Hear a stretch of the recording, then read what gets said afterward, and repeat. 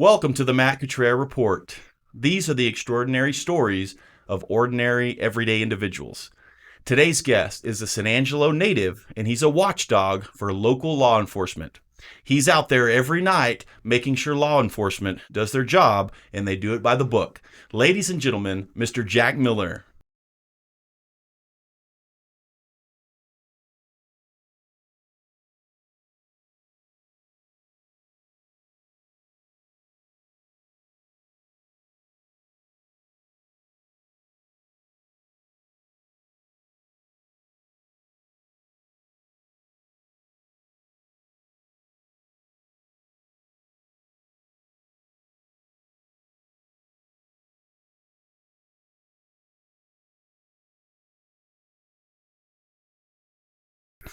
Just tell the audience, look in that camera, address the audience, give us your elevator pitch, 30 to 60 seconds. Tell us who you are, what you do. My name's Jack Miller. I pretty much a watchdog for the police. I follow them around and record any kind of interaction with the police and make sure they don't overstep their boundaries and violate anybody's rights, because most people, they don't know the law or don't know their rights. And that's pretty much what I do. Are you looking to elevate your brand with custom headwear? Custom business hats for high quality customized hats, perfect for any business need. Whether it's for company branding or distinctive merchandise, we ensure that your brand gets the attention it deserves. Plus, we offer free quotes to help you get started. Visit our website at custombusinesshats.com. Custom Business Hats. We've got you covered.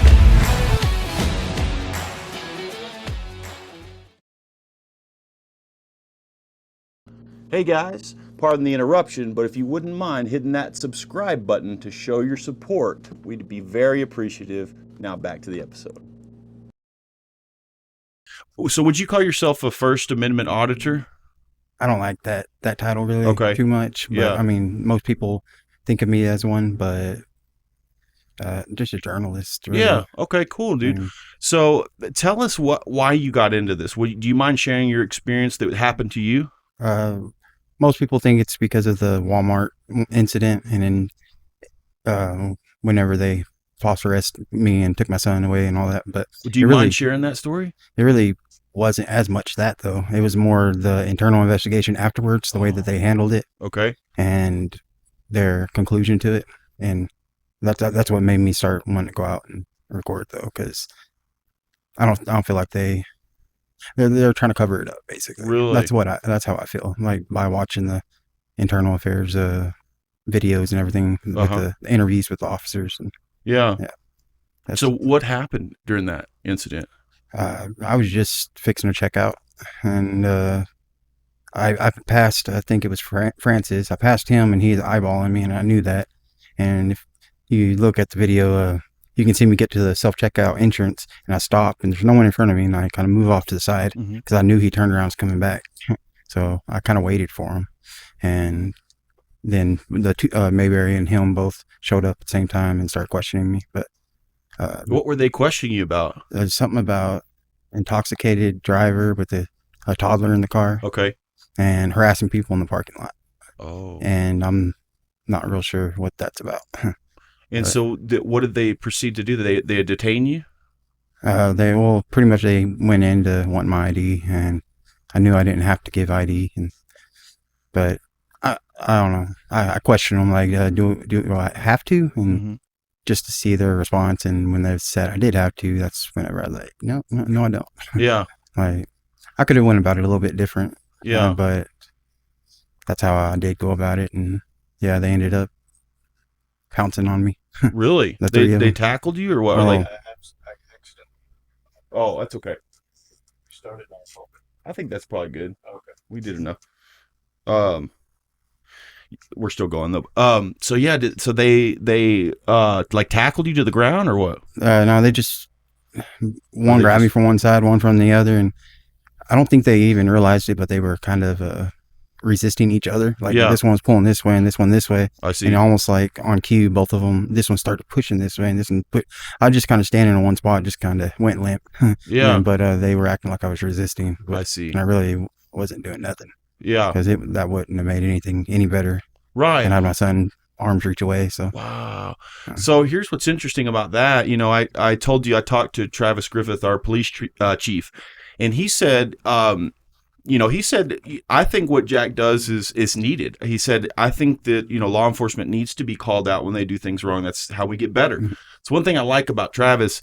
And he said that during that investigation or that incident that he was working internal affairs, actually. Yes, he was. And he was looking into it, and he admitted, he said, yes, it was handled wrong. Like it was wrong. And, they messed up and it was not handled the right way. And he had a justified case. And so what happened? Did they take you to jail? No, it took me out to the police car. I sat back there for 15, maybe 20 minutes or so. Yeah. And talked to Sergeant Holt, and then he shut the door and had his talk with them, and then they released me after about 20 minutes. Oh, they did? Yes, I didn't go to jail. And so you knew, though, right after that it was handled wrong, right? Oh yeah, I knew. Yeah. During and after, yeah.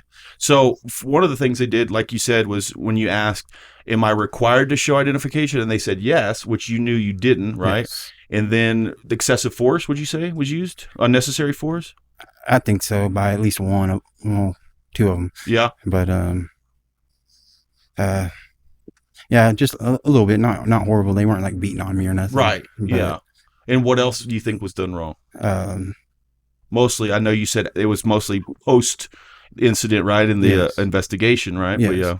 But, I don't know how they had my arms jacked up so high. okay. And there really wasn't any reason for that. I wasn't resisting from the start. Yeah. But and the other thing is, I think Francis put his forearm in the back of my head, like, oh wow, I pushed mine, throw it up against the little cooler thing. Yeah. But that wasn't necessary. Even. Exactly. Yeah. So had you had some incidents happen prior to this that made you a target or anything, or was there any reason that they targeted you? They just seen me with a toddler. That's the only thing I can think of. Yeah. I mean, they were at my car out in the parking lot, so right. It's not like they got the wrong person. Like, okay. I was the one that was called in on, but I don't understand why. I got and you. They never would release any info. They released phone numbers in the past for information requests, but on that one, they wouldn't release the phone number of the caller. For some reason. Yeah. And I never got it, but. Okay. Interesting. So is there anyone else in San Angelo or the Concho Valley that does what you do? Or are you the only one that does that? Not that I know of. Okay. Well, at least we got somebody out there doing it, man. And like I said, dude, I admire you for doing that, just because it takes courage to do that, because obviously, but you also said something interesting. You said that's true in a sense, but also there are law enforcement, there are officers out there who do like and respect what you do, whether they say it in front of other people or not. Yeah, it's usually private. There's been, I think there are 3 of them that have mentioned it to me, but that's it's always cool. in private by ourselves. Yeah. Around. And they always ask, you're not recording, are you? And yeah. Then they say, that they like that I'm out here. Yeah, because they're the ones that are doing things right, Yes. and they want to have some of that corruption stomped out. Yes. And so we need people like that. We need media. And I told Travis that. I said, I think we need media like that. We need the watchdog. Because if not, I mean, who knows what could happen, just like you experienced. Now, your YouTube channel, man, you have 16,000 pretty much subscribers. It's incredible. That's a lot, dude. You have a good following. And it's cool because the videos you do, I think, like I said, it takes a lot of courage, and I've watched several of them. But one of the videos that I think has gotten the most publicity and the most views is the SWAT incident, where it looked like the officer was potentially planting evidence. Yeah, it kind of looked like it, but I didn't lead them. I try not to lead anybody into thinking that. Just that's good. Make their own opinion on it. But yeah, tell us a little bit about that one. It just looks suspicious of how he's doing it. Like, he's talking to him, and it's like he didn't know the ring camera was right in front of him. But I just can't figure out what he'd be pulling out from under his shirt. Almost like he was showing the guy that was in cuffs, but. but I've talked to not him, but his sister and his family, and they actually gave me the DVRs to his security system in the house Mm-hmm. and everything, and that's how I got some of my footage. But Oh, interesting. yeah, I don't know. It looked pretty suspicious to me. Yeah. I was told that it was a magnet. He was pulling out a magnet or something. Another officer told me this, and that it was, that particular situation, there were pounds of drugs there. So he was like, why would he be planting evidence when there's already pounds of drugs there? So what do you think about that? I mean, was there for sure pounds of drugs there though? I don't even know. Like we don't, Right. no one really knows. And Yeah. there may have been, may not have been. I was just contacted about it, and Sure. I did a little video over it. Yeah. So do people contact you pretty regularly about yes. things that happen? Really? All the time. I'll get calls on Messenger all the time from Yeah. people I don't even really know. Like they might be on my friends list, but I don't know them. Yeah. But, Yeah. yeah, all the time. Interesting. The last one was just a few nights ago, and I just happened to be headed into town, so I made it to that traffic stop in time. Oh, you did? Yes. And when you arrive there, do they immediately see you and know what you're there for? Yes. They do. Yeah. Do they ever say? I mean, They I usually saw. don't. Usually don't. They used to, but they usually don't say anything. Oh, really? Yes. I saw the one that was pretty recent that you posted. This one, I'll explain a little bit. I don't exactly know what was happening, but I think the video starts with, it was on Bryant, of the guy being put in the police car and you're filming, and then you can tell the officer looks over and he spots you. And even in the video, you say he spotted me, I think. Yeah. And so then he walks over to you and he starts saying, "Hey, the video that you just took, you're a witness technically to this investigation, so we might need to subpoena the video." And right, and Yes. and then I don't know if he detained you, but he said something along the lines of, "I don't want to arrest more people than I have to tonight," almost threatening to arrest you. Yes. And I thought that was interesting because he asked for your identification. And you declined. You said, "No, I don't have to give you my identification." And then he printed out the actual penal code, right? Yes. And so what happened from there? Pretty much. I don't know if he was just reading it wrong or if he was just trying to confuse me and make me think I was confused on it. Yeah. But I was already positive. You were not confused. Yeah, you knew. Yeah. I think, in fact, he was a little confused. I mean, I think he might have really not, he wasn't reading it right or something, because you could see it in his face when he got it back. And that's right. He's looking at it, his facial expression, but he couldn't admit it. Yeah. I think you're absolutely right. That's what I noticed is his facial expression. I could tell that he was confused about it. He really was like, "I think I read it wrong." You could tell. And I'll put that clip in here, guys, so you can see it. But anyway, it was interesting to me that you declined and he said, "Wait right here. I'll be right back." And the other officer was waiting, and you were like, "Well, I'm just going to go back to my car. Like, I'm not detained, right?" And he said, "No, you're not being detained." And he said, "All right, well, I'm gone. Peace." And you started walking, and then he came after you, and he said, "Hey, just hold on a second, And then they came back up, and then all that happened. Yeah, you're detained as a witness. That sounds ridiculous. But you don't get detained as a witness. You get detained if you're suspected of a crime. Exactly. Yeah. So how often would you say, like, if you show up, you hear something on the radio or somebody calls you and you show up to the scene, something's going down, how often do you think something is going wrong? Like that they're doing something they shouldn't be doing? Does that happen often or just occasionally? Maybe one out of 5 times. I think they're tricking the people. More like they're not really doing anything wrong. They're just playing their word games. Exactly. And they're tricking the people into letting them do something that the people don't want them to do. Okay. So I mean, I consider that as wrong, but it's really not illegal. So interesting, but it's a little manipulative, isn't it? Manipulative, exactly. It is, and we shouldn't have that in law enforcement. But you're right; like they kind of take advantage sometimes of people's ignorance, not knowing certain laws and stuff, and so they'll kind of use that to their advantage, right? Yes. But are you able to, as a journalist just out there, as a watchdog, are you able to interject and say something, or are you not allowed to? Yes, I can say anything I want. You can, when I'm saying there, and I can stand anywhere I want as long as I'm not physically in their way. That'd be interfering or obstruction. But I always stay. I really think I should be closer than what I am, because I don't always get the conversations. I know, right? Yeah. But, is there a way, do you think, to buy some kind of microphone or something that will pick up better audio like that? Yes, I've bought several, but none of them have helped out much. So Okay. I'm hoping I'll find one that'll help. But Yeah.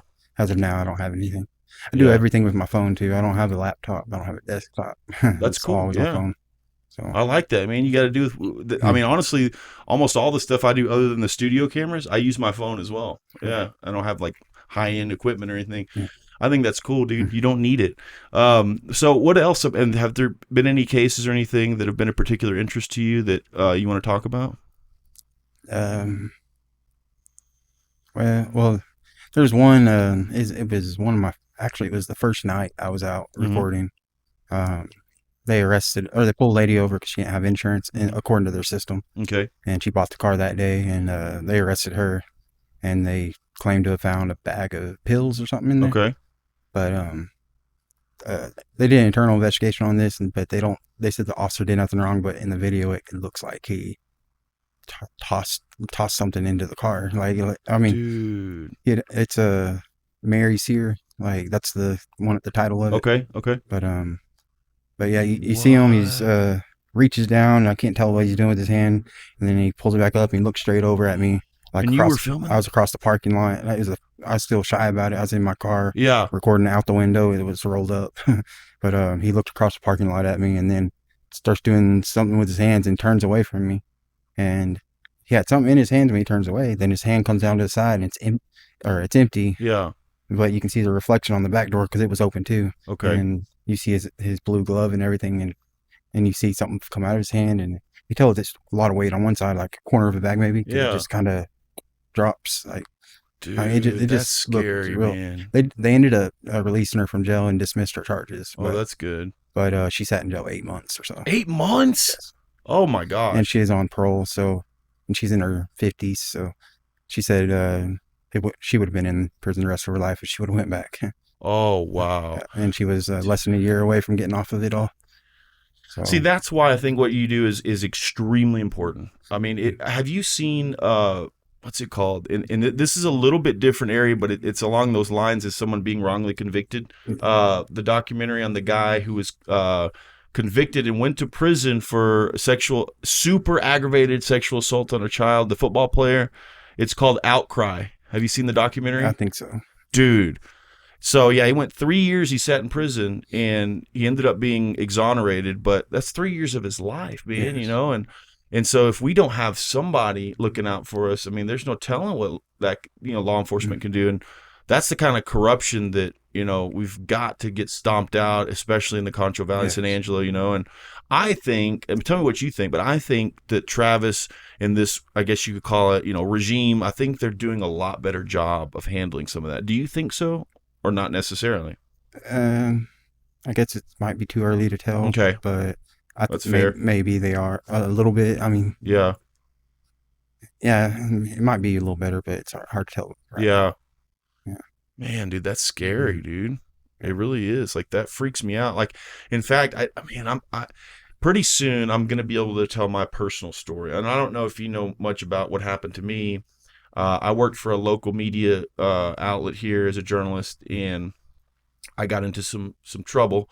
Mhm. But the way it went down is pretty fast. And eventually I will tell that story. And there was some fishiness going on for sure. And it was right before, 6-8 months, maybe a year before the election of the new police chief with Travis coming in. But it was just some real fishiness happened, dude. And I still just can't wrap my mind around it. I'll tell you about it later. But something was wrong in that situation. And so I appreciate what you do, man. I really do. When did you start your YouTube channel? What year was that? 20. I'm not sure. 2021. Was I'm it? not sure. 2020. I really didn't actually get going or do it on a regular basis, I guess, until Okay. about late 2022 or so. Really? But You just did it kind of on the side a little bit? Yeah, I just went about my day, and if I Yeah. come across something. So do you do it full time now? Or would Now you say? I'm out most of the night, every night, because Are it's you? a lot easier to find them at nighttime with the red and blues flashing Yeah. than the daytime. So I'm out most of the night. Yeah. So as far as your channel, has it grown pretty steadily, or was there like a certain video that made your subscriber count go way up in viewership? There's been a few of them. Okay. Yeah. Like the one I was talking about with that lady that got arrested. Yes. That was one of them. Okay. That it How many bounced views up. did that get? Oh, Like 100,000, 200,000? yeah, it's a couple 100,000. Wow. Yeah. Wow. Yeah. Dang. Mm. So I'm just curious, as somebody with a YouTube channel, did you, after that video, did you get a lot of subscribers from that and stuff? Yeah, so well, every time a real big channel, the ones like Lackluster, Yeah. they Lackluster featured, I think, Oh, they featured one of yours? three of them. Shut up. Ones. Yes. Dude, okay, that's cool. The man. Walmart one, let's see. Wow. There's a few of them I know. Yeah, But each time that they did that, my subscribers had bounced up I see. a couple thousand. Yeah. Whoa. Yeah. A couple thousand. I mean, I got my first 1,000 within 24 Dude. hours. You're kidding. After the Walmart thing, when Lackluster posted it. That's so crazy, dude. Yeah. It took me 8 months to get 1,000 subscribers. That's cool, dude. No, I think I got up to 2,500 or so within the first week. That's unbelievable. And then it slowed down to just Yeah. slowly creeping up. Yeah. Dang. So you don't have another job on the side? No, I don't. Okay, cool, it's dude. I like that. Full time. Yeah. So where do you see your channel and what you do? Where do you as a journalist, where do you see that going? What do you want to achieve with it? Do you want to stay in this area? And Yeah, I'll probably stay around here more Yeah. likely. I thought about travel. I might still travel around a little bit. Sure. But I'm gonna maybe like West mostly Texas or something. yeah, Yeah. mostly be here in San Angelo. That's cool. Yeah, dude. I mean, I have several people contact me like up in Denison, Texas, wanting me to go up there because they're real bad up there. But Yeah. I mean, I don't know. In order for me to do something like that, you have to have funds first off for the trip. That's right. And for bail money, because more than likely, since they don't know me, more than likely they won't treat me as well, I guess, as they do around here. What do you mean bail money? I'll probably end up getting arrested. Oh, you will? I bet I would. If I go out of town No and get caught joke. watching, yeah, more than likely. They Wow, would dude. try to say I'm obstructing or interfering. 'Cause Yeah. I'm not going to listen. Like, anytime they tell me to do something that I know I don't have to do, Yeah. I won't do it. Yeah. Even if Absolutely. even if I was thinking about doing it already.